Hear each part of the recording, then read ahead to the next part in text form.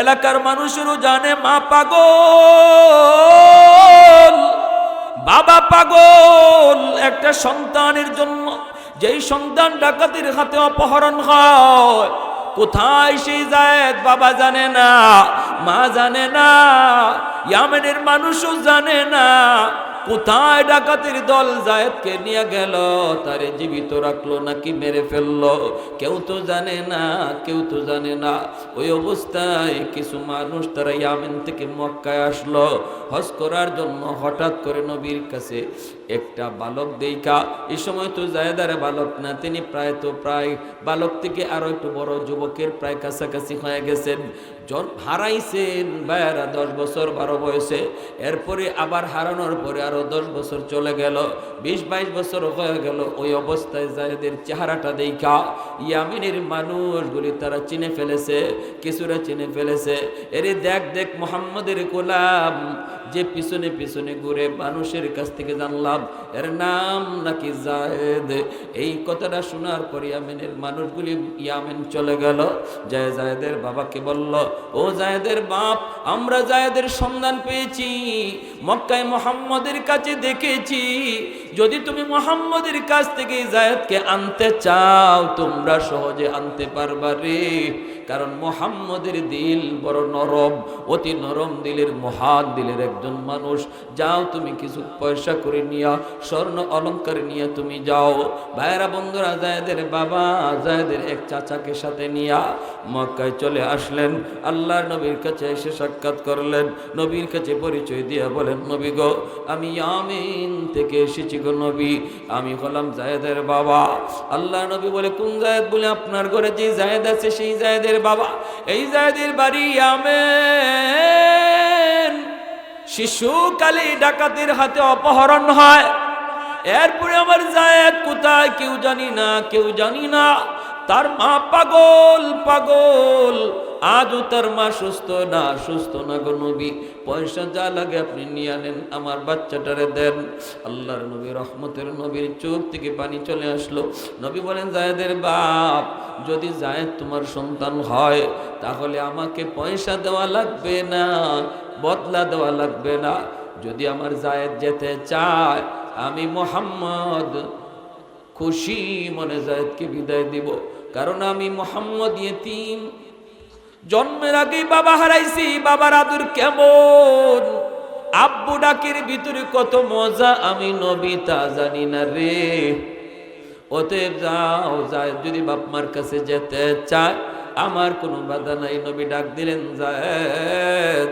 পাশের রুম থেকে যায়েদ ইবনে হারেসা তিনি আসলেন। আইসেই তিনি দেখেই চিনে ফেলেছেন বাবারে, দেখেই চিনে ফেলেছেন চাচাকে। নবী বলেন, যায়েদ তুমি কি চিনছ? যায়েদ ইবনে হারেসা বলে, নবী গো, চিনছি, ইনি আমার আব্বা, ইনি আমার চাচা। এই বইলা দৌড় দিয়া গিয়া বাবা সন্তানকে বুকে জড়ায় নেয়, চুমুকায়, গালে চুমুকায়, অশ্রু জোরে সন্তান কাঁদে, বাবাও কান্দে।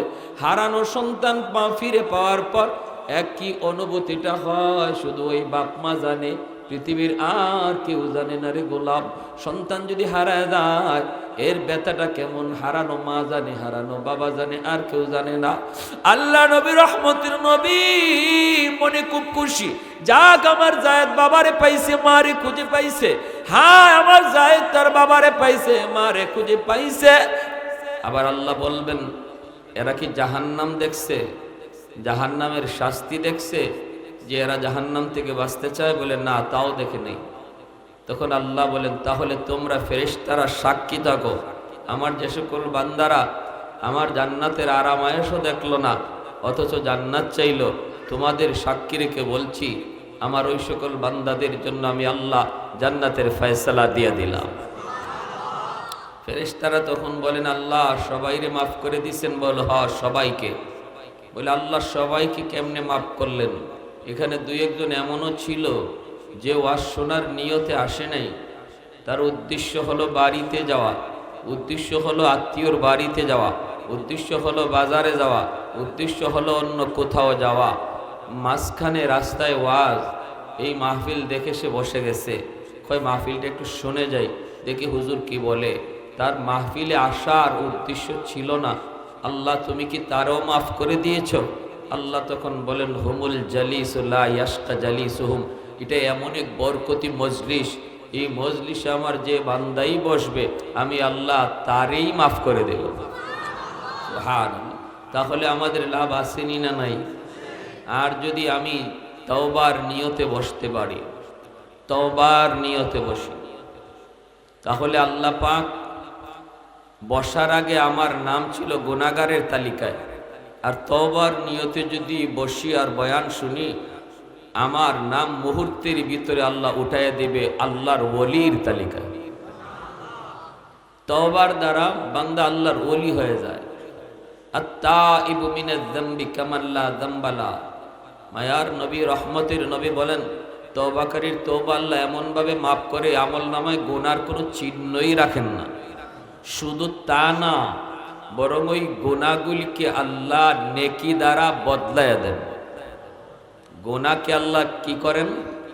নেকি দ্বারা বদলাইয়া দেন। ইল্লা মান তাবা ওয়া আমানা ওয়া আমিলা আমালান সালিহা ফাউলাইকা ইউবাদদিলুল্লাহু সাইয়্যাতিহিম হাসানাত।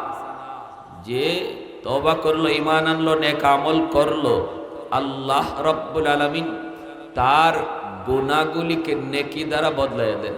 তাহলে আমরা এখানে তওবার নিয়তে যদি বসি, আল্লাহ আমাদেরকে ওলি কেমনে বানাবেন? এই ওলি বানানোর দলিল হলো কোরআনের এই আয়াত, যে আমি তওবার নিয়তির সাথে সাথে আমার পিছনের জীবনের যত গুনাহ ছিল এই গুনাহগুলাও নেকি দ্বারা আল্লাহ বদলাইয়া দিয়ে দিছে। পৃথিবীতে একমাত্র কাজ, সহজ কাজ, এর চেয়ে সহজ আর কোনো কাজ নাই। সমস্ত কাজ সময় লাগে, সময় লাগে। মেট্রিক পাস করতেও সময় লাগে, আরে প্রাইমারি স্কুলে 5 পাস করতেও সময় লাগে 5 বছর। দারোগা হইতে তো অনেক সময়, এমপি মিনিস্টার হইতে তো জীবনই শেষ। কিন্তু সময় লাগে না শুধু এক কাজে, সেটা হলো আল্লাহর ওলি হওয়া।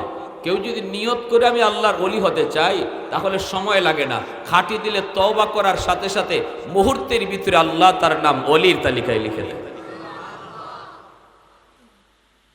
এত সহজ আর কোনো কাজ নাই। এজন্য হযরত আবু বকর সিদ্দিক রাদিয়াল্লাহু তাআলা আনহু হযরত ওমর ফারুক রাদিয়াল্লাহু তাআলা আনহুকে বলেছিলেন, ভাই ওমর, তোমার জীবনের নেকি আমি আবু বকরের চেয়ে বেশি। হযরত ওমর বলেন দলিল? তিনি বলেন দলিল হলো আল্লাহর কোরআনের আয়াত, ইল্লা মান তাবা ওয়া আমানা ওয়া আমিলা আমালান সালিহা ফাউলাইকা ইউবাদদিলুল্লাহু সাইয়্যাতিহিম হাসানাত। পিছনের জীবনের যার গুনাহ যত বেশি, তওবা যদি করতে পারে তাহলে তার এই গুনাহগুলা নেকি দ্বারা বদলানোর পর নেকিও বেশি হয়ে যায়। বুঝে আসছে? তাহলে যত গুনাহ আমার হোক, নিরাশ হওয়ার কোনো দরকার নাই, কোনো সুযোগ নাই। যত গুনাহই হোক, যদি খাঁটি দিলে তওবা হয়ে যায়, এই সব গুনাহকে আল্লাহ নেকি দ্বারা পাল্টায় নেকিও তো বেশি হয়ে যায়। এজন্য আবু বকর সিদ্দিক রাদিয়াল্লাহু তাআলা আনহু বলতেছেন, ভাই ওমর, তোমার পিছনের জীবনের গুনাহ আমি আবু বকরের চেয়ে বেশি। কারণ তুমি ওমর খুব গরম মেজাজের মানুষ ছিলা।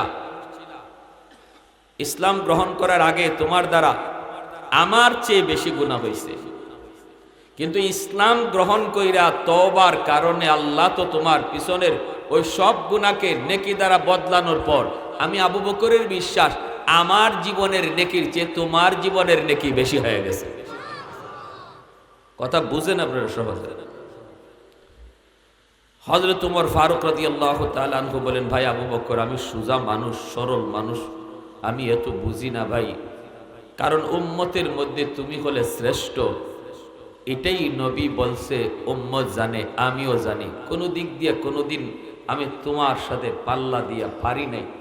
অতএব ভাই আবু বকর, যদি আমার জীবনের নেকি তোমার জীবনের নেকির চেয়ে বেশি হয়ে যায়, তাহলে একটা কাজ করো, আমার জীবনের সব নেকি তুমি লয়ে যাও, আর তোমার জীবনের মাত্র 1 রাতের নেকি আমারে দিয়ে দাও।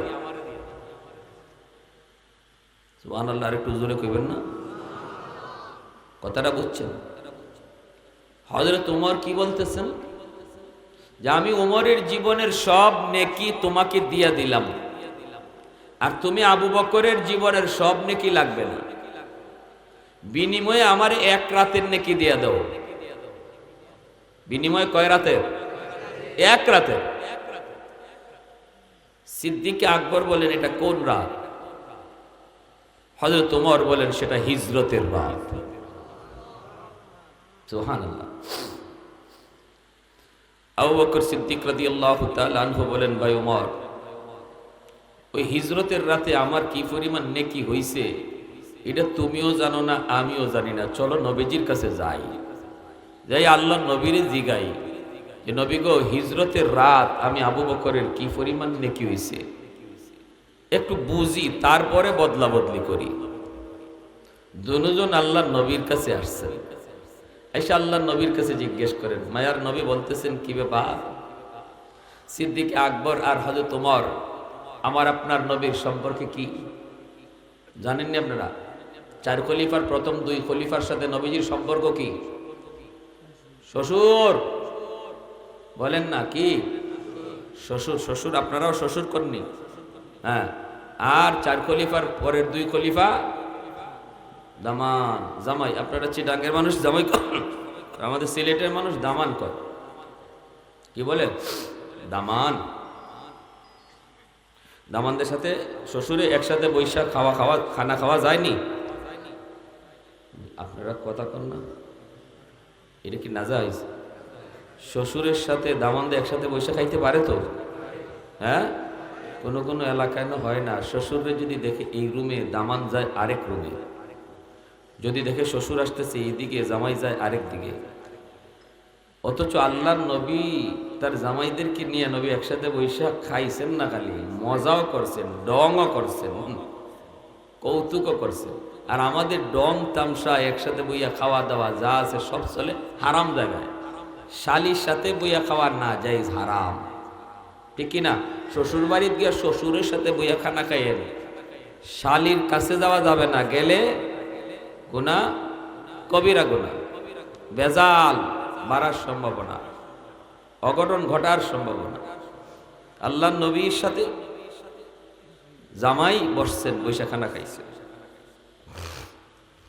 বলবো একটা ঘটনা, অসুবিধা হইতেছে আপনাদের? বলবো জামাই শ্বশুরের একটা ঘটনা। আল্লাহর নবী, রহমতের নবী একবার বসা আছেন সাহাবায়ে কেরামদেরকে নিয়ে। মায়ার নবী তিনি খেজুর খাইতেছেন, খেজুর, মাঝখানে খেজুরের স্তূপ, আর দোনো চারপাশে সাহাবায়ে কেরাম বসা। আল্লাহর নবীর পাশেই বসা আছেন নবীজির জামাই হযরত আলী। হযরত আলী রাদিয়াল্লাহু তাআলা আনহু হলেন নবীজির মেয়ে ফাতেমা রাদিয়াল্লাহু তাআলা আনহার স্বামী, ঠিক না? অতএব নবীজির জামাই নবীজির পাশে বসা। এবার নবী বলতেছেন, শোনো, খেজুর খাও আর আমার কথাগুলি শোনো। সাহাবায়ে কেরাম খেজুর খাইতেছেন, মায়ার নবীর দ্বীনের আলোচনা মনোযোগ দিয়ে শুনতেছেন। আল্লাহর নবী দ্বীনের কথা বলেন, কথা শোনার দিকে সবারই মনোযোগ। খেজুর খায়া খায়া যার যার উড়ে, যার যার উড়ে। এই জায়গাটার কি বলেন? কি করেন আপনারা? কাছে, যার যার সামনে খেজুরের বীজ রাখতেছেন। যে যে খেজুরটাই খায়, খেজুরের বীজটা তার সামনেই রাখে। কিন্তু কে কি পরিমাণ খেজুর খাইলো ওই দিকে কারো কোনো নজর নাই। কারণ মায়ার নবীর নসিহত, নবীজির নসিহত সবাই মনোযোগ দিয়ে শুনে। সবাই খেজুরের বীজ যার যার সামনেই রাখে। ব্যতিক্রম শুধু একমাত্র আল্লাহর নবী। নবী খেজুর খাইতেছেন ঠিকই, কিন্তু খেজুরের বীজ নিজের সামনে না রাইখা জামাইয়ের সামনে রাখতেছেন। পাশে কিন্তু জামাই, জামাইরও খবর নাই যে শ্বশুরে যে বিচি রাখতেছে তার সামনে। কারণ সবাই তো আল্লাহ নবীর কথা শুনতেছেন। বিচি কে কোথায় রাখলো এটা কার নজর, এটা কেন খেয়াল রাখবে? নবীজির নসিহত শেষ, খেজুরের স্তূপও শেষ। এইবার আল্লাহ নবী বলেন, আমরা তো দ্বীনের কথাবার্তাগুলি শুনলাম, আমিও বললাম, তোমরাও মনোযোগ দিয়ে তোমরা শুনলে। এবার একটু বোঝা দরকার, এইবার একটু জানা প্রয়োজন, কে কি পরিমাণ খেজুর খাইলো, কে কি পরিমাণ খেজুর খাইলো। সাহাবায়ে কেরাম বলে, ইয়া রাসূলুল্লাহ, এটা কেমনে বুঝবো গো নবী? খেজুর তো চলে গেছে যার যার পেটে। নবী কয়, না, যার যার সামনে বিচি দেখলে বোঝা যাবে কে কি পরিমাণ খাইছে। বুঝছেন কেমনে পেস্টটা আসতেছে? নবী বলেন, বিচি দেখলেই বোঝা যাবে কে কি পরিমাণ খাইছে। এই কথা বলতে সাহাবায়ে কেরাম যার যার সামন দিকে তাকান, তাকায় দেখেন বিচি যার যার সামনে মিল মতোই আছে।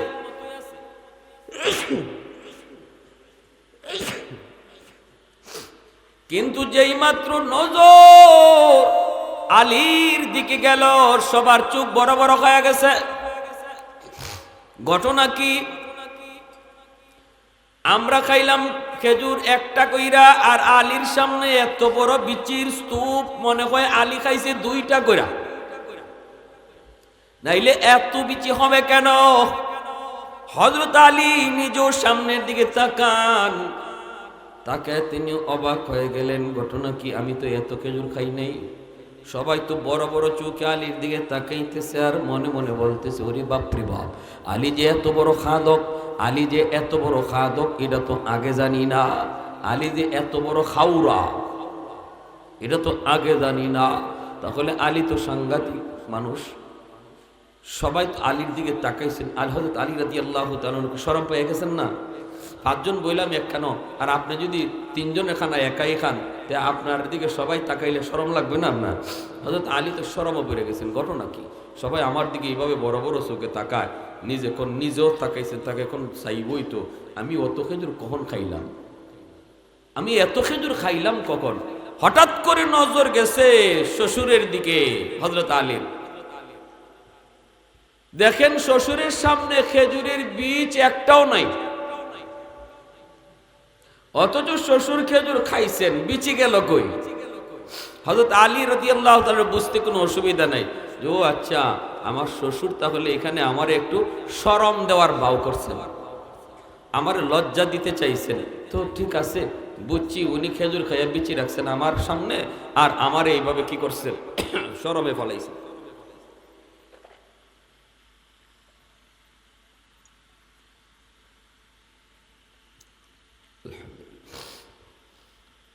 হযরত আলী রাদিয়াল্লাহু তাআলা তখন কি জবাবটা দিয়েছিলেন শুনবেন?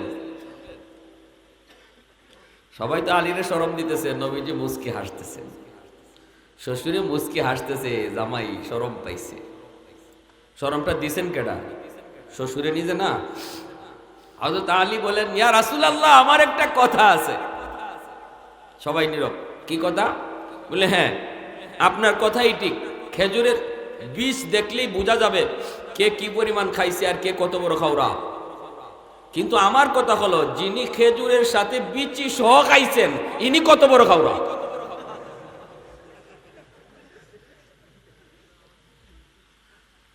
আমাদের মাঝে তো এমন একজন আছেন, যার সামনে কোনো বীজ নাই, তাহলে বোঝা গেল ইনি খেজুরও খাইছেন, বিচিও খাইছেন। আল্লাহ নবী সহ সাহাবায়ে কেরাম সবাই হাসে দিয়েছেন। নবী বলতেছেন, আলী, এজন্যই আমি বলেছি, আনা মাদিনাতুল ইলমি ওয়া আলিয়্যুন বাবুহা, আমি ইলমের শহর, আর আমার আলী হলো ওই শহরের দরওয়াজা। জোরে বলেন সুবহানাল্লাহ। দেখেন পরিবেশটা কেমনে সাথে সাথে ঘুরে ফেলছেন। সাহাবায়ে কেরাম তখন বলছে যে, এখানে তো শ্বশুর আর জামাই ঠেলাঠেলি চলছে।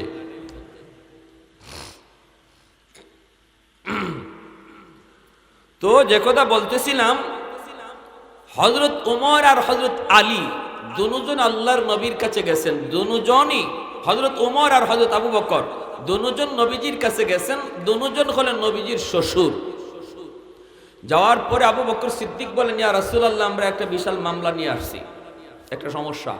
বলে, কি সমস্যা? হলো আবু বকর বলতেছেন যে, আমি উমরের জীবনের নেকি তার জীবনের নেকির থেকে বেশি।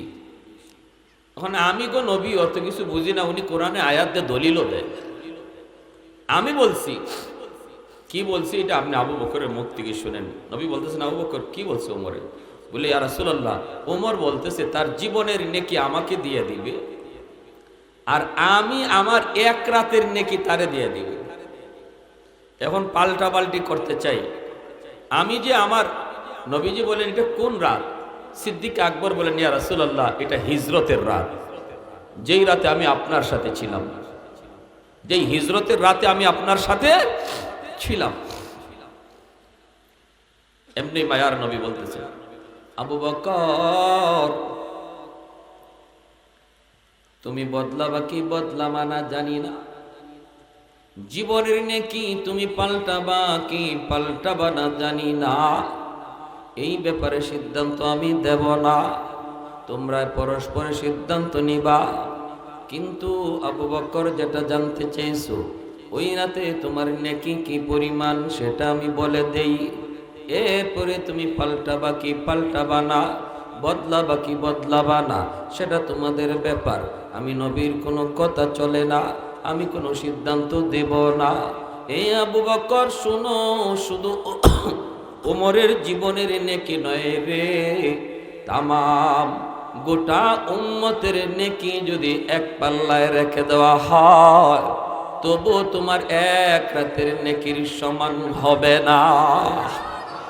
আর একটু জোরে বলি সুবহানাল্লাহ।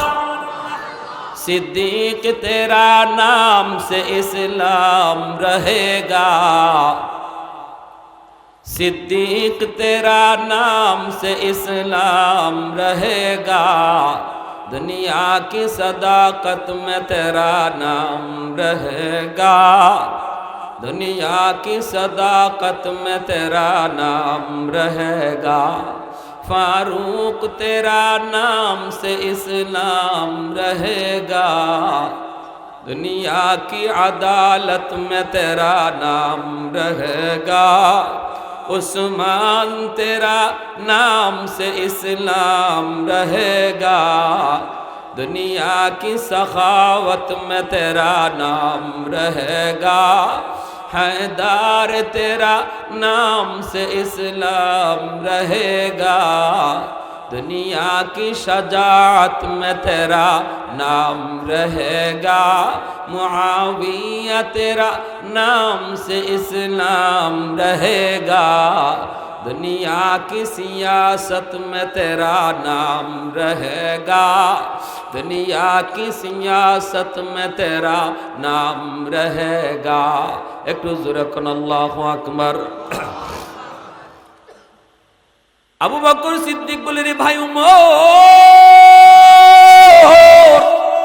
এই যদি হয় আমার এক রাতের নেকির আমল, তাহলে আমি বদলা বদলি করতে রাজি না।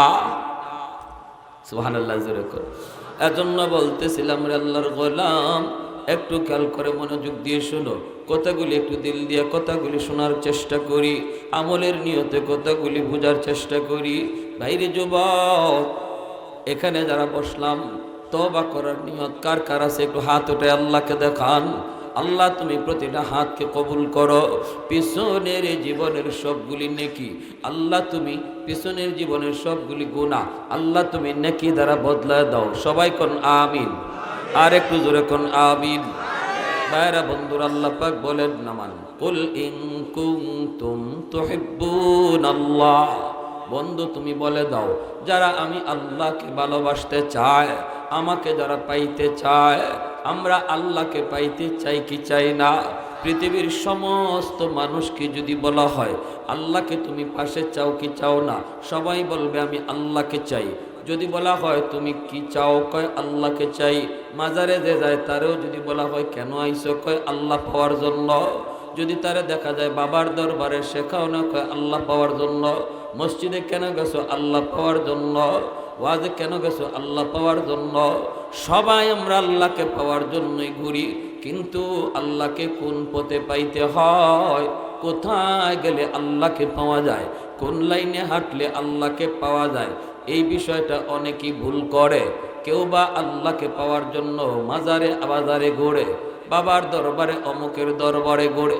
আল্লাহ বলেন বন্ধু তুমি জানায় দাও, যারা আমি আল্লাহকে পেতে চাই, আমাকে যে ভালোবাসতে চায়, সে যেন তোমার অনুসরণ করে, তোমার অনুসরণ করে, সে যেন তোমাকে ভালোবাসে।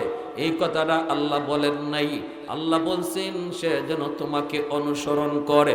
এতে করে আল্লাহ বুঝায় দিলেন, যার ভিতরে নবীর এতাত আর আনুগত্য যত বেশি, তার অন্তরে নবীর ভালোবাসা তত বেশি। প্রসঙ্গ চলছিল ভালোবাসার, প্রসঙ্গ চলছে মহব্বতের, কিন্তু মালিক মহব্বতের প্রসঙ্গ ঘুরায় দিলেন, এতাআতের প্রসঙ্গ নিয়ে আসলেন। ইন কুনতুম তুহিব্বুনাল্লাহ, যদি তোমরা আল্লাহকে ভালোবাসতে চাও, আমার নবীর ভালোবাসো, আমার নবীকে ভালোবাসো। অথবা নবী বলবেন আমি নবীকে ভালোবাসো, এই ছিল কথার ধরন। কিন্তু না, আল্লাহ তো বলেন না বন্ধু, তুমি বলো তারা যেন তোমার অনুসরণ করে। তুমি যেই পথে আমাকে পাইছো, এই পথ দিয়েই যেন হাঁটে। তুমি রসুল আমাকে যেই পথে হাইটা হাইটা পাইছো, যেই রং ধইরা আমাকে পাইছো, যেই চিন্তা নিয়ে আগাইছো, ওরাও যেন এই চিন্তা নিয়ে সামনে আগায়, এই পথ ধরেই যেন তারা হাঁটে। তোমার পিছনে পিছনে তারা যদি হাঁটতে আসে, তবেই আমি আল্লাহকে পেয়ে যাবে। যেরকম সুবহানাল্লাহ। নিজের ব্যক্তিগত কোনো পথ, ব্যক্তিগত কোনো মত, ব্যক্তিগত কোনো তরিকায় আল্লাহকে পাওয়া যাবে না। আল্লাহকে যদি পাইতে হয়, আল্লাহ শিখাইয়া দিছেন। বাড়ির মালিক যদি কয় এই রাস্তা দিয়ে আসলে আমার বাড়ি আসা যায়, তাহলে ভিন্ন কোনো রাস্তায় গেলে তার বাড়ি যাওয়া যাবে না। আল্লাহ নিজে বলেন আমাকে পাইতে হলে এই রাস্তায় আসা লাগবে। অতএব বোঝা গেল নবীর তরিকা, নবীর অনুসরণ ছাড়া ভিন্ন পথে আল্লাহ কোনোদিন পাওয়া যাবে না। যদি আল্লাহকে পাইতে হয় রে গোলাম, নবীর পথ ধরো, নবীর পথ ধরো। আল্লাহকে আমাদের পাওয়া দরকার, আল্লাহকে আমাদের কাছে আনা দরকার।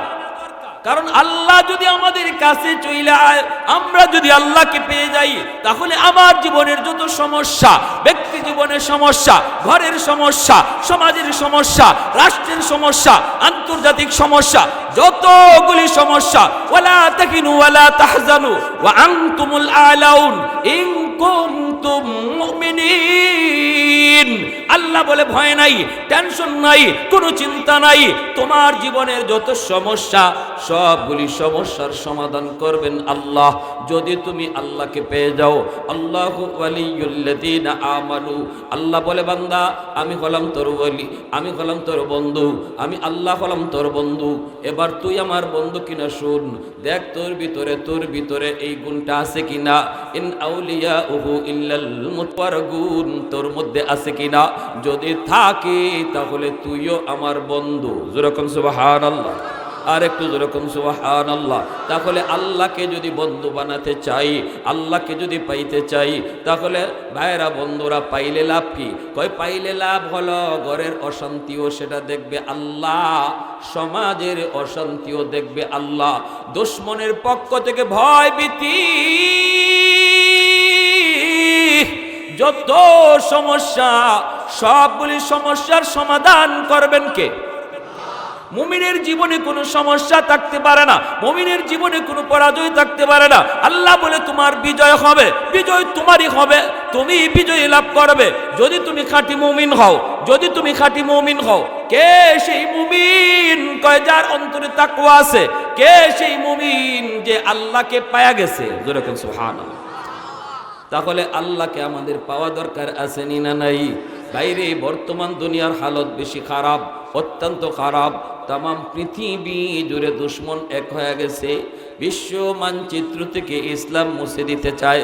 ফিলিস্তিনের জমিনে প্রতিনিয়ত হত্যা চলছে, প্রতিনিয়ত গাজায় মুসলমানের রক্তে জমিন লাল হচ্ছে। ভাইয়েরা, বন্ধুরা, চীনের উইঘুরে মুসলমানের উপরে নির্যাতন চলছে। আপনাদের পাশেই মায়ানমার, সেই মায়ানমারের পাশে মানুষের মুসলমানের রক্তে এখনো নাফ নদীর সাক্ষী হয়ে আছে, এখনো নাফ নদীর পানি মুসলমানের রক্তের সাক্ষী হয়ে আছে। এত কিছুর পরও কেন আল্লাহর গাইবী মদদ আমাদের পক্ষে আসে না রে যুবক? একটা কারণ, আমরা আল্লাহকে কাছে নিতে পারি না। চাই আমরা আল্লাহকে কাছে নিতে, চাই আমরা আল্লাহকে পাইতে, কিন্তু পথ আমাদের ভিন্ন। যাব আমি ঢাকা, কিন্তু রওনা দিছি আমি চিটাগাং। যাব আমি ঢাকা, রওনা দিছি সিলেট। যাব আমি অমুক ডান দিকে, গাড়িতে উঠছি বাম দিকে, নিয়ত আমার ডান দিকে যাওয়া, গাড়িতে উঠছি বাম দিকের গাড়িতে। জীবনেও কোনোদিন ডান দিকে যাওয়া হবে না, যতই নিয়ত থাকুক দিলের ভিতরে, তবুও কোনোদিন ডান দিকে গন্তব্যে যাওয়া হবে না, কারণ আমি গাড়ি ভুল করেছি। আওয়াজ দেয়া বলো ঠিক না? গাড়ি যদি ভুল করে রে যুবক, উদ্দেশ্য তোমার যত ভালো থাকুক, কোনোদিন তুমি গন্তব্যে পৌঁছবা না। উদ্দেশ্য আমার আল্লাহকে পাওয়া, কিন্তু আমি গাড়ি যদি ভুল করি আল্লাহকে পাওয়া যাবে না। কয় আমার রাস্তা হলো একটাই, সেটা হলো আমার নবীর তরিকা, নবীর সুন্নত, নবীর এতাআত। আমার নবী যেই পথে হাইটা আল্লাহকে পাইছেন, আমাকে আপনাকে ওই পথেই আল্লাহকে পাইতে হবে। কুল ইন কুনতুম তুহিব্বুন আল্লাহ ফাত্তাবিউনি ইউহিব্বুকুমুল্লাহ। এইবার আল্লাহ পাক রব্বুল আলামিন বলে, ও বন্ধু তুমি জানায় দাও, আমি আল্লাহকে যারা ভালোবাসতে চায় তারা যেন তোমার অনুসরণ করে। তোমার অনুসরণ যদি করে তাহলেই আমি আল্লাহকে পেয়ে যাবে, বা আমি আল্লাহকে ভালোবাসা হয়ে যাবে। বিষয়টা আল্লাহ এমনি বলেন নাই, আল্লাহ পাক এখানেও কথা ঘুরায় ফেলছেন। পরের কথাটা ছিল এমন, যারা আমি আল্লাহকে পাইতে চায় তারা যেন তোমার পথে হাঁটে, তাহলে আমাকে পেয়ে যাবে। না না, আল্লাহ এইভাবে বলেন নাই। যারা আমাকে পেতে চায় তারা যদি তোমার পথ ধরে হাঁটে, আমাকে পাওয়া লাগবে না। যদি তোমার পথ ধরে বান্দা হাঁটতে থাকি, তাহলে আমি আল্লাহ বললাম আমাকে তালাশ করা লাগবে না, বরং আমি আল্লাহ নিজেই তারে তালাশ করে বের করব। ইউহিব্বুকুমুল্লাহ, ইউহিব্বুকুমুল্লাহ, আমি আল্লাহ তারে ভালোবাসবো। যেরকম সুবহানাল্লাহ, সে আমারে ভালোবাসবে না। যারা আমাকে ভালোবাসতে চায় যদি তোমার অনুসরণ করে, তাহলে আমাকে আমার ভালোবাসা পেয়ে যাবে। বিষয়টা এমন না। আল্লাহ কন না, যদি তোমার অনুসরণ করে আমি আল্লাহ তাদেরকে ভালোবাসবো, তার মানে আমি আল্লাহ তাদেরকে খুঁজে বের করে নিব, আমি তাদেরকে আমার রহমতের কোলে টেনে নিব।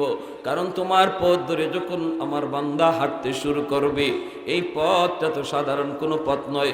এই পথ ধরে হাঁটতে গেলে বান্দা যখন হাঁটে, আমি তার উপরে এত খুশি হয়ে যাই। এই পথে হাঁটতে গেলে কখনো পড়ে যাবে, এই পথে হাঁটতে গেলে কখনো হুচট খাবে, এই পথে হাঁটতে গেলে কখনো জেল হবে, এই পথে হাঁটতে গেলে কখনো জুলুম হবে, ঠিক কিনা? এই পথে হাঁটতে গেলে কখনো শয়তান পিছনে ধরবে, এই পথে হাঁটতে গেলে কখনো মাটিতে পড়ে যাবে। বান্দা, যখনই তুমি আমাকে পাওয়ার জন্য আমার নবীর পথ ধরে হাঁটবা, তখন আমি তোমাকে আগায়া কুলে তুলে নিব। যেইভাবে দেখবেন ছোট্ট বাচ্চাটা যখন হাঁটা শিখে, মা বাবা সামন থেকে তারে ডাক দেয়, বাবা এই দিকে আসো, এই দিকে আসো, এই দিকে আসো, এই বলে কই এই যে আব্বু, এই যে আম্মু, একটু সামনে আগাও। ছেলেরে হাঁটা শিখাইতেছে, বাচ্চাটারে মা হাঁটা শিখাইতেছে। বাচ্চাটা এক কদম দুই কদম যেই দেয়, মা ভালো করে জানে বাচ্চাটা 2 কদমের বেশি পারবে না, 3 কদমের বেশি পারবে না। মা তখন দৌড় দিয়ে গিয়া, যখনই দেখে বাচ্চা পড়ে যায়, দৌড় দিয়ে গিয়া কুলি তুলায় কয়, এই যে আম্মুরে ধরে ফেলেছো। না না, আম্মুকে ধরে নাই, বরং আম্মু আইসা ধরছে, ঠিক না? আম্মু আইয়া ধরছে। আল্লাহ কই, বান্দা আমি আল্লাহকে পাওয়ার জন্য যখন আমার হাবিবের তরিকা দুইরা তুমি সামনে আগাও, আমি আল্লাহ তখন রহমতের কুল লইয়া তোমার কাছে আগায়া যাই, আমি তোমাকে কুলে তুলে নেই। আর ওই অবস্থায় যদি তুমি পড়ে যাও, যদি তোমার গায়ে কোনো ধুলাবালি লাগে, মা যেমন ঝাড়া দিয়ে ধুলাবালি পুইসা দেয়, মা যেমন ঝাড়া দিয়ে ধুলাবালিটা মুইসা দেয়, পরিষ্কার করে দেয়, আল্লাহ বলেন ওয়ায়াগফির লাকুম যুনুবাকুম। মহব্বতের প্রসঙ্গে কেন এখানে আবার গুনাহ মাফের কথা আসলো আল্লাহ বুঝাইলেন। হাকিমুল উম্মত থানবী রাহমাতুল্লাহি আলাইহি এত সুন্দর মিসাল দিয়ে বুঝাইছেন। মা যেমন গায়ের ধুলাবালিগুলি মুইসা দিয়া সান্ত্বনা দেয়, আল্লাহ পাক কয় বান্দারে আমার হাবিবের পথে চলতে যায় তোমার যেই সমস্ত ভুল ত্রুটি হয়ে গেছে, তোমার জীবনে যেই সমস্ত কিছু ময়লা লাগছে, মা যেমন ঝাড়া দিয়া ধুলা মুইসা দেয়, আমি আল্লাহ তোমার জীবনের গুনাহগুলি ঝাড়া দিয়া মুছে দেব। ওয়ায়াগফির লাকুম যুনুবাকুম ওয়াল্লাহু গফুরুর রহিম। সাহাবায়ে কেরাম রাদিয়াল্লাহু তাআলা আনহুম এইভাবেই তাদের জীবন গড়ছেন। তারা দাঁড়ানো বুঝতেন না, হাঁটা বুঝতেন না, বসা বুঝতেন না। তারা এইভাবে ভাইয়েরা বন্ধুরা ঘুম বুঝতেন না, দিন বুঝতেন না, রাত বুঝতেন না। তারা একটাই শুধু বুঝতেন, আমার জীবনের বিকল নমুনা কেমনে নবীর মতো হয়ে যায়। আমার নামাজের কিবলা হবে খানায়ে কাবা, কিন্তু মুসলমানের জীবনের কিবলা হবে মুহাম্মাদুর রাসূলুল্লাহ সাল্লাল্লাহু আলাইহি ওয়াসাল্লাম। নামাজের কিবলা খানায়ে কাবা, জীবনের কিবলা হবে মুহাম্মাদুর রাসূলুল্লাহ। চুলটা তুমি কেমনে রাখবারে যুবক, নবীর মতো রাখো। চেহারাটা কেমনে ধরাইবা, নমুনা কেমনে নবীর মতো। পোশাকটা তোমার কেমনে নবীর মতো। যখনই তোমার অবিকল নমুনাটা আল্লাহ পাক নবীর রঙে দেখবে, তখনই আল্লাহ পাক তোমাকে সাধারণ বন্ধু বানায় নিবে। কারণ নবী হলেন আল্লাহর ঘনিষ্ঠ বন্ধু। এই ঘনিষ্ঠ বন্ধুর নমুনা আল্লাহ যার ভিতরে যত পায়, আল্লাহ তারে তত সাধারণ বন্ধু বানায়। ঠিক না? সাহাবায়ে কেরাম রাদিয়াল্লাহু তাআলা আনহুম আল্লাহ নবীর আদেশ পাইছেন এখানে যাইতে হবে। জীবন থাকবে কি যাবে এমন কোন পরোয়া ছিল না। দ্রুত সেখানে হাজির। মুতার যুদ্ধ মায়ার নবী বলেন, তিনজন সেনাপতির নাম আমি নবী ঘোষণা করলাম। এক নম্বর হলো যায়েদ ইবনে হারেসা, দুই নম্বর হলো জাফর ইবনে আবি তালিব, তিন নম্বর হলো আব্দুল্লাহ ইবনে রাওয়াহা। নবী বলেন এই তিনজন সেনাপতির নাম আমি নবী ঘোষণা করলাম। আজকের যুদ্ধে নবী বলেন আজকের যুদ্ধে দুশমন হলো 2 লক্ষ, কিন্তু আমার মুজাহিদ বাহিনী মাত্র 3000। 3000 সাহাবী যুদ্ধ করবেন 2 লক্ষ দুমনের মোকাবেলায়। আল্লাহু আকবার জোরে বলেন, আর একটু জোরে করুন আল্লাহু আকবার। তাহলে বোঝা গেল মুসলমান অস্ত্র বলে করে না, শক্তি বলেও করে না। মুসলমানের মূল পাওয়ার হলো আল্লাহর গায়বী মদদ। আওয়াজ আসতে কেন ভাই, কথা বুঝেন না? আমাদের মূল অস্ত্র কি? আল্লাহর গায়বী সাহায্য, ঠিক কি না? আল্লাহর গায়বী সাহায্য যতদিন মুসলমানের সাথে ছিল ততদিন মুসলমানের বিজয় হয়েছে। বিজয় ঠেকায় কেউ রাখতে পারে নাই। যেদিন থেকে আমরা আল্লাহকে নারাজ করে ফেলেছি, আমরা বিভিন্ন গোষ্ঠীর উম্মত হয়ে গেছি, বিভিন্ন জাতির উম্মত হয়ে গেছি। আমাদেরকে দেখলে আর নবীর উম্মত বোঝা যায় না। সেদিন থেকে আল্লাহ নারাজ হয়ে গেছে, আল্লাহ মুখ ফিরে এনেছে। এখন আর গায়বী সাহায্য আসে না, মাইর খাইতেছি। বদরের ময়দান থেকে ইবলিস পালায়। আবু জেহেল কয় কই যাস, আমার যাই না, তুই যাস কোথায়? ইবলিস কয় আমি যা দেখি তুই এটা দেখোস না, আমি যা দেখতেছি এটা তুই দেখো না, আমি যা দেখি এটা যদি তুই দেখতি তাহলে তুইও ভাগতি। জিবরাইল আমিন ফেরেশতাদের কমান্ডার, 1000 3000 5000 পরম্পরায় আল্লাহ ফেরেশতা পাঠাইছেন বদরে। জিবরাইল নিজে ময়দানে ছিলেন কমান্ডার হয়ে। নবীজির আপন চাচা হযরত আব্বাস রাদিয়াল্লাহু তাআলা আনহু, ইনি বদরের যে নবীজির হাতে বন্দী। বদরের তো বাপ বেটার যুদ্ধ, বদরের যুদ্ধ আপন ভাই যুদ্ধ, বদরের যুদ্ধ আপন চাচা ভাতিজার যুদ্ধ। আমার নবী একদিকে, নবীর আপন চাচা হযরত আব্বাস রাদিয়াল্লাহু তাআলা আনহু, যিনি পরে কালেমা পরে মুসলমান হয়েছেন, নবীর বিরুদ্ধে ছিলেন, আবু জাহেলের পক্ষে ছিলেন। দুই ভাই দুই দিকে 2 পতাকা নিয়ে দাঁড়ানো, একজন ইসলামের পক্ষের পতাকা, আর একজন পীরদের পক্ষের পতাকা। দুজন আপন এক মায়ের গর্ভের সন্তান। আবু বকর সিদ্দিক রাদিয়াল্লাহু তাআলা আনহু বদরে নবীর পক্ষে, ওনার কলিজার টুকরা সন্তান আবু জাহেলের পক্ষে। কেমন যুদ্ধটা ছিল বদরের যুদ্ধ, হ্যাঁ? হযরত আব্বাস রাদিয়াল্লাহু তাআলা আনহু ইনি যখন বন্দী করে নিয়ে আসছেন, ওনারা ধরে নিয়ে আসছেন হযরত আব্দুল্লাহ ইবনে মাসউদ রাদিয়াল্লাহু তাআলা আনহু। আব্দুল্লাহ ইবনে মাসউদ রাদিয়াল্লাহু তাআলা আনছেন। আর নবীর চাচা বলতেছেন, বাতিজা তোমারও কি বিশ্বাস হয় তোমার এই সাহাবী আব্দুল্লাহ ইবনে মাসউদ আমারে বন্দী করে এনেছে? নবী বলেন, চাচা দেখতেছি তো তাই, কিন্তু বিশ্বাস তো হয় না, কারণ আপনার মতো চাচা, আপনারে আমি চিনি, আমার আব্দুল্লাহ আপনারে বন্দি করে লই আইব, আমারও তো বিশ্বাস করতে কষ্ট হইতেছে, কিন্তু দেখতেছি তো তাই, ঘটনা কি?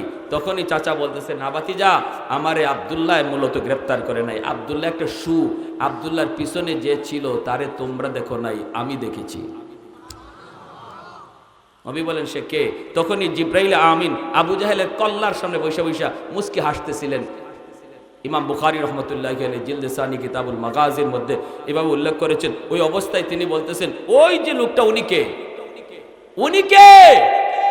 মায়ার নবী বলেন, চাচা ইনি নূরের তৈরি ফেরেশতা জিব্রাইল আমিন, বলে উনি আমাকে মূল গ্রেফতারকারী। সুবহানাল্লাহ, জোরে কর। প্যারে হাজিরিন, এজন্য আমরা সেই জাতি, আজ আমরা সেটা ভুলে গেছি। আমরা আজকে আসবাবের পিছনে দৌড়াইতেছি। আসবাব লাগবে, ফালাই দিতে বলি না, কিন্তু মূল বিষয় এটা নয়। মূল বিষয়টা ছিল আমাদের আল্লাহকে পাশে রাখা। আমার পাশে ভারত, আমেরিকা, রাশিয়া, চীন না লন্ডন, এটা বড় প্রশ্ন নয়।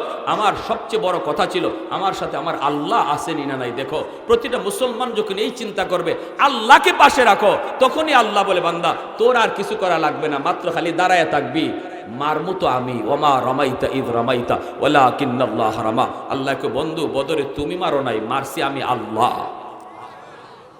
সুবহানাল্লাহ, জোরে করো। আল্লাহ তাই করতে। এজন্য যুবক, আল্লাহ নবী বলেন, তিনজন সেনাপতি ঘোষণা দিলাম। একজন সেনাপতির নাম হলো যায়েদ ইবনে হারেসা। তিনি হলেন মায়ার নবীর পালক পুত্র, আমার নবী রহমতের নবীর আপন নবীর পালক পুত্র যায়েদ ইবনে হারেসা। তিনি হলেন মুতার যুদ্ধে আল্লাহর নবীর ঘোষণা দেওয়া 1 নম্বর সেনাপতি। 2 নম্বর সেনাপতি হলেন জাফর ইবনে আবি তালিব। 3 নম্বর সেনাপতি আব্দুল্লাহ ইবনে রাওয়াহা। নবী বলেন, আজকের যুদ্ধ মুসলমানের জীবনের একটা ঐতিহাসিক যুদ্ধ। এই যুদ্ধে প্রথম সেনাপতি যায়েদ, আমার কলিজার টুকরা সন্তান যায়েদ ইবনে হারেসা যদি শহীদ হয়ে যায়, সেনাপতি হবে আব্দুল্লাহ ইবনে রাওয়াহা। আব্দুল্লাহ যদি শহীদ হয়ে যায়, সেনাপতি হবে, নবী বলেন, 2 নম্বর সেনাপতি জাফর ইবনে আবি তালিব। জাফর যদি শহীদ হয়ে যায়, সেনাপতি হবে আব্দুল্লাহ ইবনে রাওয়াহা। নবী বলেন, আমার আব্দুল্লাহ যদি শহীদ হয়ে যায়, তাহলে সেনাপতি হবে চতুর্থ একজন, যার নাম নবী ঘোষণা করেন নাই, আর বলেছেন চতুর্থ সেনাপতির দ্বারা আল্লাহ ওই মুতার ঐতিহাসিক বিজয় আল্লাহ দান করবে। কিন্তু প্রথম 3 জন সেনাপতির নামের শেষে নবী শহীদ শব্দ লাগাইছেন। এতে করে সাহাবায়ে কেরাম সবাই বুঝে গেছেন এই যুদ্ধে 3 জন শহীদ হয়ে যাবেন, এবং যে 3 জনের নাম ঘোষণা করছেন এই 3 জনও বুঝে গেছেন যে এই যুদ্ধই তাদের জীবনের শেষ যুদ্ধ, এখান থেকে তারা জীবিত ফিরবেন না। কারণ মায়ার নবী যেই যুদ্ধে প্রথম সেনাপতি শহীদ হয়, দ্বিতীয় সেনাপতির নাম ঘোষণা করেন, প্রথম 2 জন শহীদ হলে 3 নম্বর সেনাপতির নাম ঘোষণা করেন। এইভাবে আল্লাহর নবী যেহেতু চতুর্থ নম্বর সেনাপতি বলছেন এই যুদ্ধে একজন হবে, তাহলে বোঝা গেল প্রথম 3 জন শহীদ হয়ে যাবে আর চতুর্থ জন জীবিত থাকবে। আল্লাহ নবী চতুর্থ জনের পরে আর কোনো সেনাপতির নাম বলেন নাই, তাহলে বোঝা গেল ইনিই জীবিত থাকবে আর ইনার দ্বারা বিজয় আসবে। আগের 3 জন শহীদ তাদের নামের শেষে শহীদও লাগাইছেন, ইশারা পাইছেন কার কাছ থেকে? আরেকটু আমার ভাইয়েরা, বন্ধুরা, যুবক, যেই মাত্র আল্লাহর নবীর এই ঘোষণা আসলো, প্রথম সেনাপতি যায়েদ ইবনে হারেসা, তিনি কে? আমার নবীর কলিজার টুকরা সন্তান যায়েদ ইবনে হারেসা, তিনি প্রথম সেনাপতি। এ যুবক, খেয়াল করে শোনো, আজকের নেতাদের হালত, আজকে আমার দেশের নেতারা নিজের সন্তানদের লন্ডন, আমেরিকা, ইটালি পড়ায়, আর আমার আপনার পোলারে আমায়। কিন্তু মায়ার নবী, দয়ার নবী, রহমতের নবী, এই ঐতিহাসিক মুতার যুদ্ধে নবী 1 নম্বর সেনাপতি বানাইছেন নিজের কলিজার টুকরা সন্তান যায়েদ ইবনে হারেসা। ওই যায়েদ ইবনে হারেসা হলো নবীর অনেক আদরের, অনেক প্রিয়। যায়েদ ইবনে হারেসা মায়ার নবীর তিনি পুত্র কেমন করে হলেন একটা ঘটনা শুনুন। আল্লাহর নবী, রহমতের নবী, মায়ার নবী দয়ার নবীর গোলাম ছিলেন যায়েদ ইবনে হারেসা। শিশুকালেই তিনি ডাকাতের হাতে অপহরণ হয়ে যান। বাড়ি হলো ইয়ামেন। ইয়ামেন থেকে তিনি একদিন মায়ের সাথে রওনা দিয়েছেন। পথের মধ্যে ডাকাতের হাতে তিনি হামলার শিকার। ডাকাতের দল যায়েদকে মক্কার উকাজ নামক বাজারে উঠাইল। ওই বাজার থেকে আম্মাজান খাদিজাতুল কুবরা রাদিয়াল্লাহু তাআলা আনহা কিনে নিলেন। যায়েদের বয়স তখন ছোট্ট, 10 বছর 12 বছরের বালক। ওই যায়েদকে কিনে নিছেন আম্মাজান খাদিজাতুল কুবরা রাদিয়াল্লাহু তাআলা আনহা। ইনার কাছে অনেক দিন ছিলেন। এরপরে আম্মাজানের সাথে মায়ার নবীর যখনই বিবাহ বন্ধনে আবদ্ধ হয়ে যুবক, তখনই তিনি আমার নবীকে হাদিয়া দিয়ে দিলেন। এইবার যায়েদ হলেন মায়ার নবীর ঘরে নবীর গোলাম। মক্কার মানুষগুলিও জানে যায়েদ হলো মুহাম্মদের গোলাম। কিন্তু মায়ার নবী এত আদর করেন, এত মায়া করেন, কোনো ধমক নাই, কোনো কিছু নাই, মারি নাই, ঝগড়া নাই, গালি নেই। এত মায়া নবীর কাছে তিনি পাইতেছেন। এইদিকে ইয়ামেন তার মা, তার বাবা, যায়েদের মা বাবার একমাত্র সন্তান ছিল এই যায়েদ। সন্তানকে হারাইয়া মা পাগলের মতো রাস্তায় রাস্তায় ঘোরে, বাবাও শুধু যায়েদ যায়েদ কইরা রাস্তায় রাস্তায় ঘুরে, দেশ বিদেশে ঘোরে। এলাকার মানুষেরও জানে মা পাগল, বাবা পাগল একটা সন্তানের জন্য।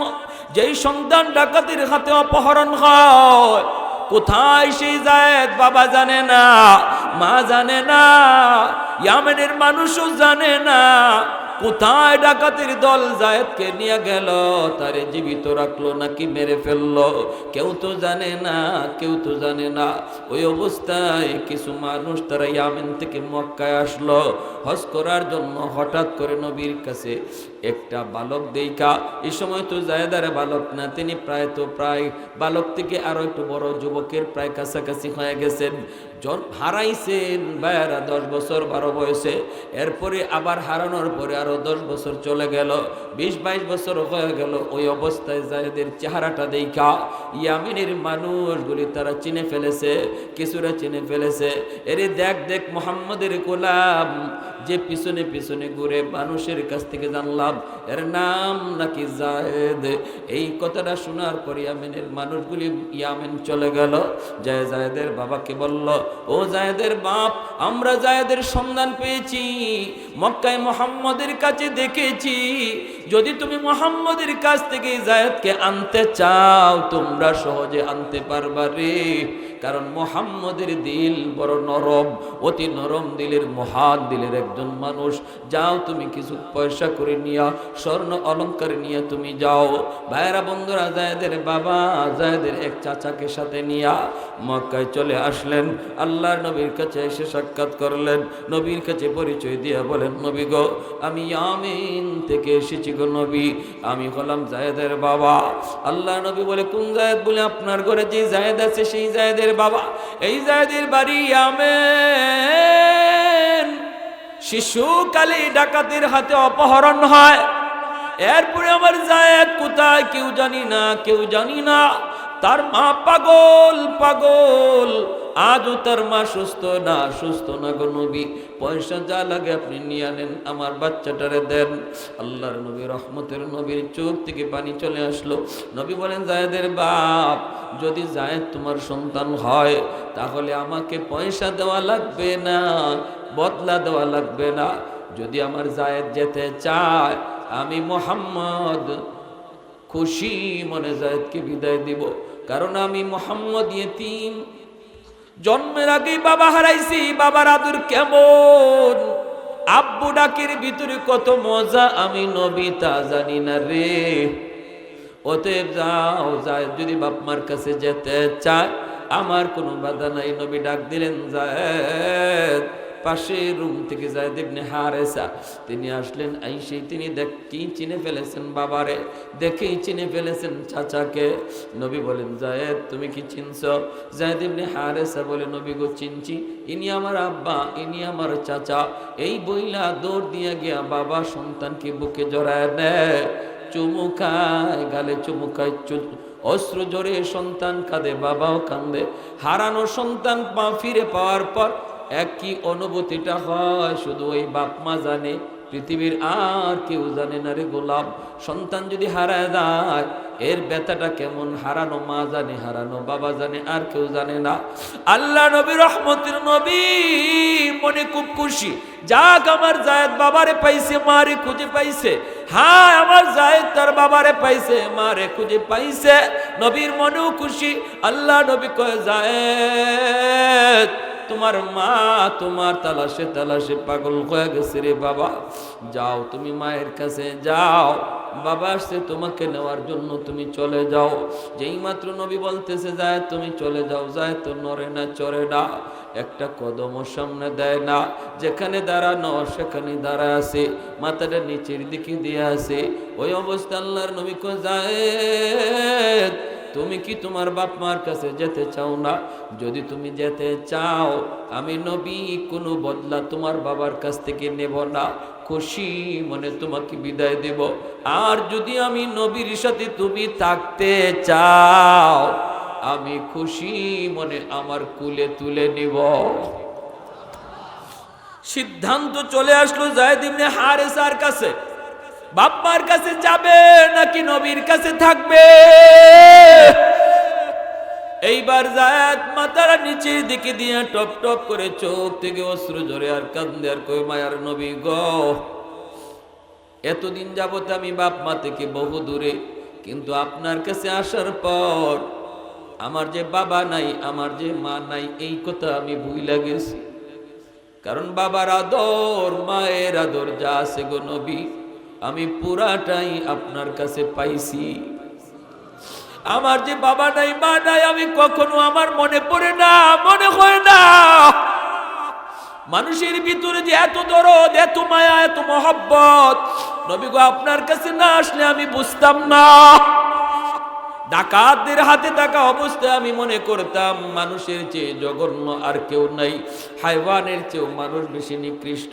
কিন্তু নবী গো আপনার কাছে আসার পর আমি বুঝলাম মানুষ ফেরেশতার চেয়েও অনেক ভালো। ওগো নবীজি, আমি সিদ্ধান্ত নিয়েছি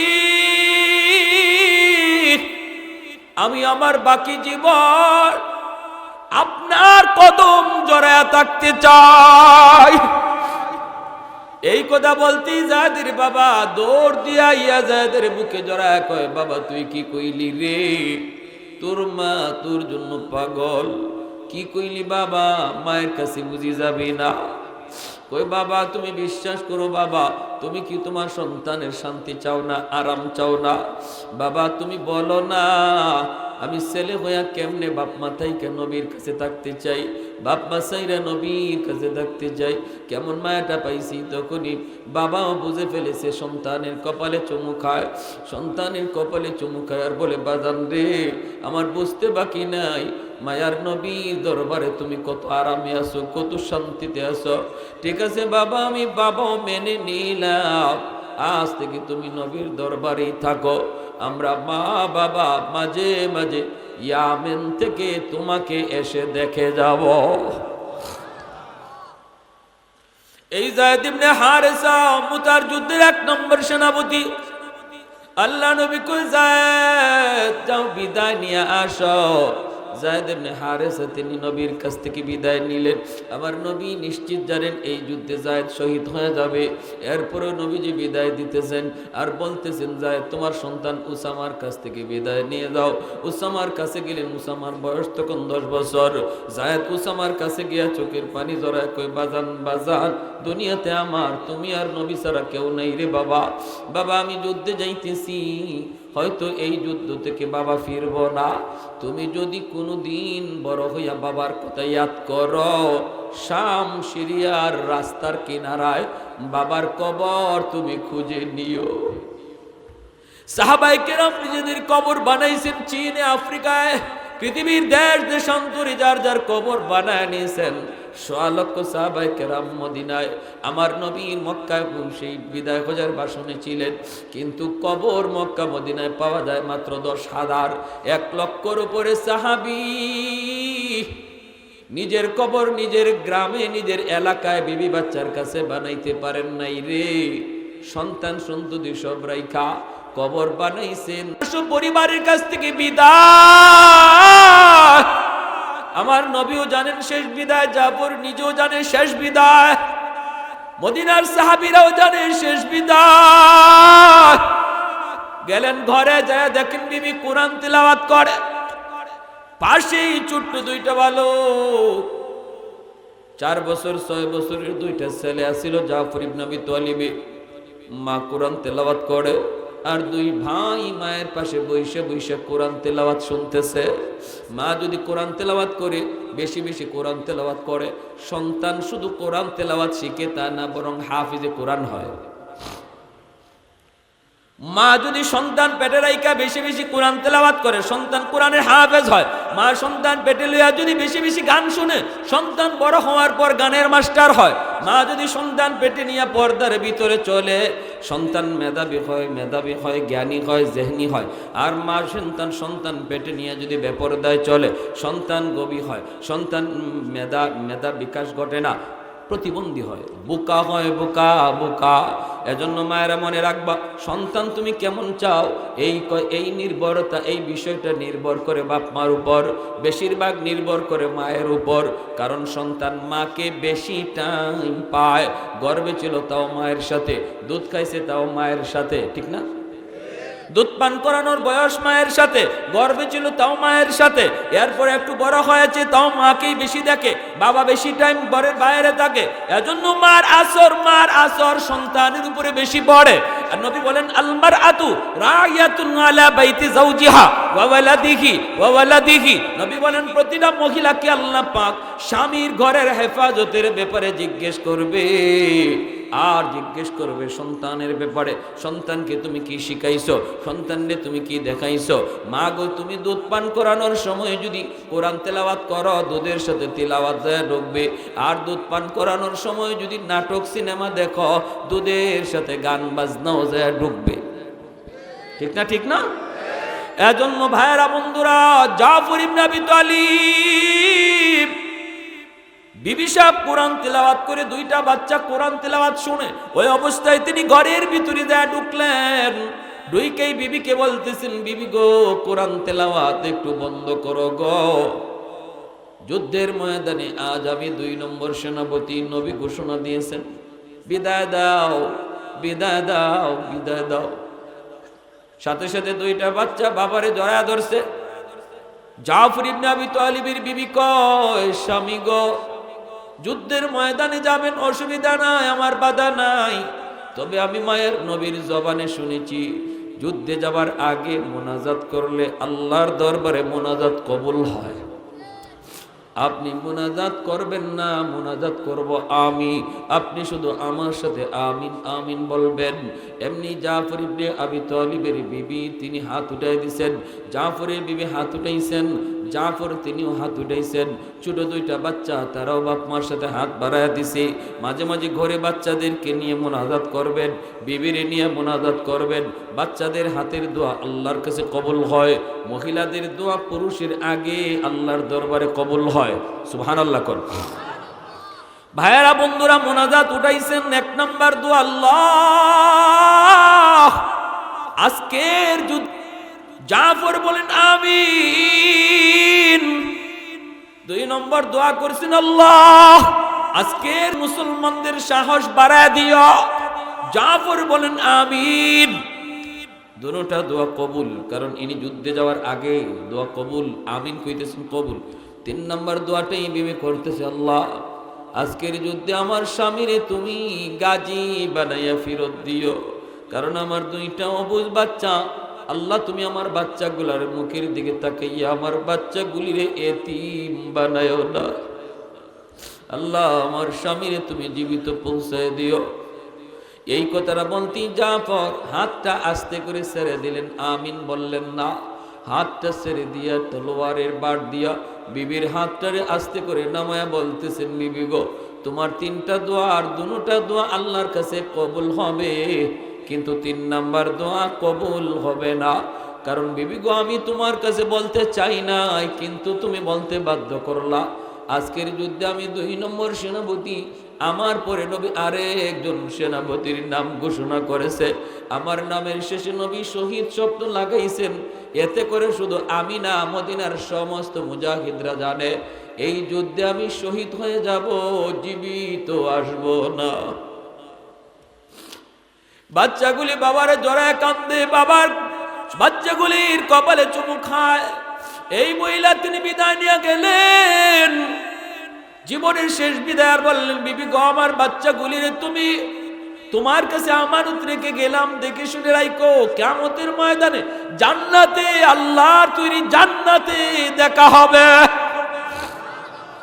3 নম্বর সেনাপতি আব্দুল্লাহ ইবনে রাওয়াহা মাত্র বিয়ে করেছেন, এখনো নতুন বিবির চেহারা দেখেন নাই। ওই অবস্থায় খবর, নবী তোমারে মসজিদে নববীতে ডাকেন। দৌড় দিয়া মসজিদে নববীতে চলে আসলেন। মানুষেরা কই, আব্দুল্লাহ মাত্র আগদোটা কইছে, বিবিরে দেখে যাও, একটা নজর নিজের স্ত্রীরে দেখে যাও। আব্দুল্লাহ কই, না, আমার স্ত্রীর চেহারা দেখার আগে আমার নবীর চেহারা দেখা আমার উপরে জরুরি, কারণ আমার স্ত্রীর চেহারার চেয়ে আমার নবীর চেহারা আমার কাছে হাজার হাজার গুণ দামি।